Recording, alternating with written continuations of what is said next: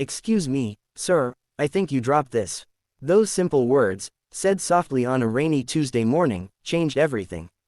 He turned, confused and slightly breathless from rushing to his car in the middle of a storm. She was standing there, soaked, shivering, her clothes clinging to her skin, holding out a small leather keychain in her trembling hand.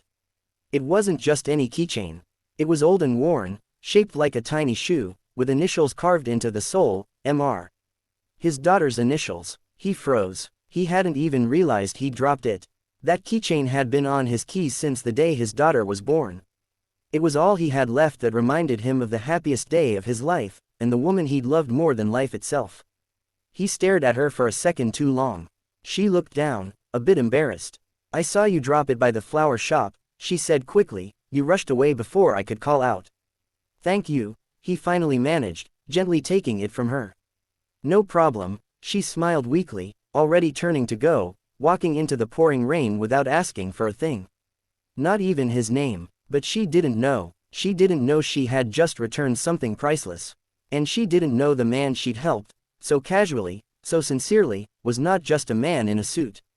He was the CEO of one of the biggest companies in the city. And more importantly, he was a single father hanging by a thread.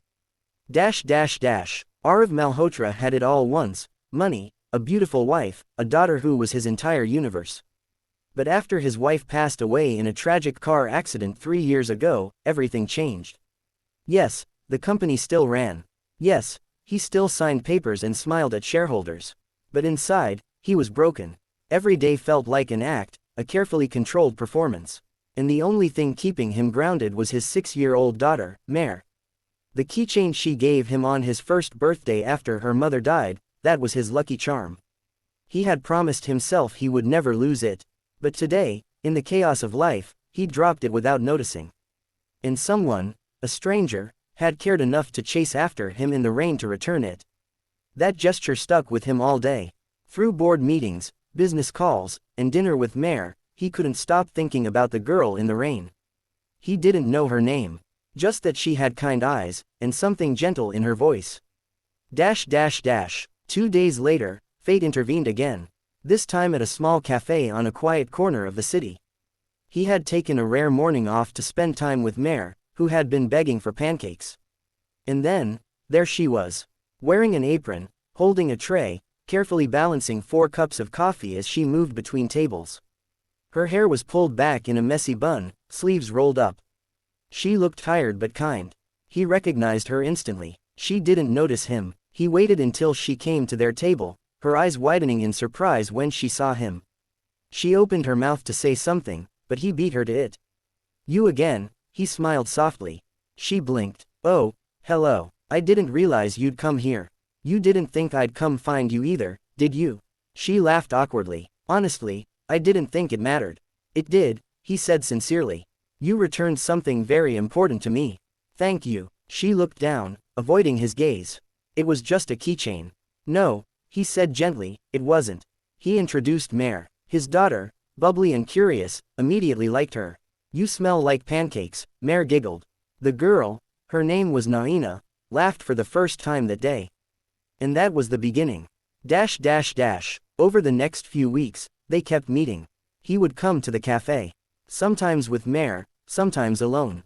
Naina would always serve his table. Sometimes they chatted. Sometimes they just smiled at each other.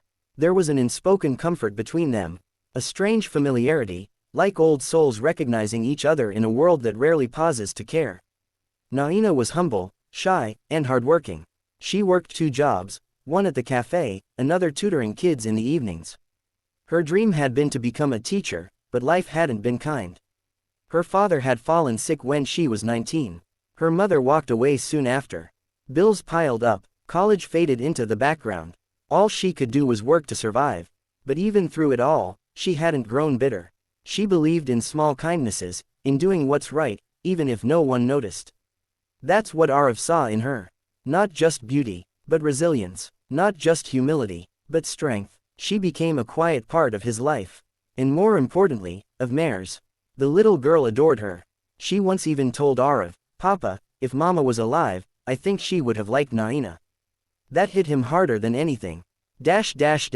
One evening, After Mare's school recital, Arav invited Naina to join them for dinner. She hesitated. He insisted. It was a small, cozy meal in a modest restaurant, nothing fancy. But the way Mare clung to Naina's arm, and the way Naina wiped her mouth like a mother would, told him something. This wasn't about love anymore. It was about healing. Arav was falling for her, but more than that, he was realizing she was becoming part of the family he never thought he'd have again. But not all stories glide smoothly. News broke one morning. Paparazzi photos. Arav Malhotra, billionaire CEO, spotted dining with a mystery girl. The headlines were brutal. CEO dating a waitress. She chased his money. Cinderella or gold digger. Naina found out while serving customers. By the time Arav reached the cafe, she was gone. Her manager said she'd quit. Left without a word. He tried calling. No answer. He sent messages, emails, nothing. He even sent flowers to her old tutoring center. They were returned unopened. 3 weeks passed. Arav was drowning in guilt. He had tried to protect her. But he hadn't told her what being in his world meant. The spotlight, the criticism, the unfair judgment. Then one night, a knock came at his door. It was Naina, hair messy, face pale, eyes swollen. I didn't come for an apology, she said.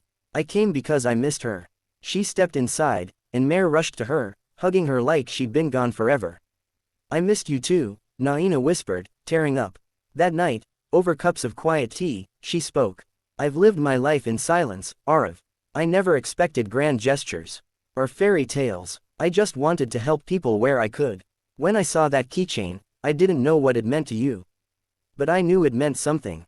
And that was enough. He took her hand. That's why you're different. That's why He didn't finish the sentence. He didn't need to. She already knew. 6 months later, the same keychain sat on a polished table, beside an envelope. It was a wedding invitation. From Arav Malhotra and Naina Kapoor. The ceremony was simple. A garden, close friends, and of course, Mare as the flower girl, twirling in a dress she chose herself. And tucked into the bouquet Naina held, was the tiny leather shoe keychain. A reminder that even the smallest, kindest act, can lead to the biggest, most beautiful chapters of life.